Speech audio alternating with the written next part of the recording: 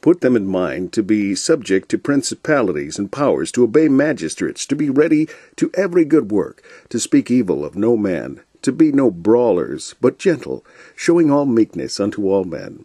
For we ourselves also were sometimes foolish, disobedient, deceived, serving divers lusts and pleasures, living in malice and envy, hateful and hating one another.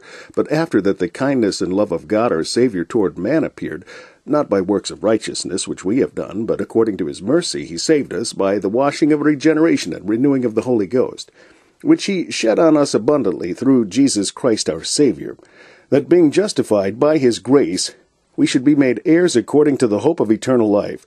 This is a faithful saying, and these things I will that thou affirm constantly, that they which have believed in God might be careful to maintain good works.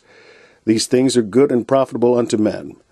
But avoid foolish questions and genealogies and contentions and strivings about the law, for they are unprofitable and vain. A man that is an heretic after the first and second admonition reject, knowing that he that is such is subverted and sinneth, being condemned of himself. When I shall send Artemas unto thee,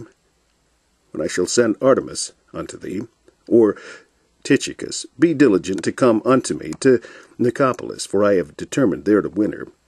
Bring Zenas the lawyer, and Apollos on their journey diligently, that nothing be wanting unto them. And let ours also learn to maintain good works for necessary uses, that they be not unfruitful. And all that are with me salute thee. Greet them that love us in the faith. Grace be with you all. Amen.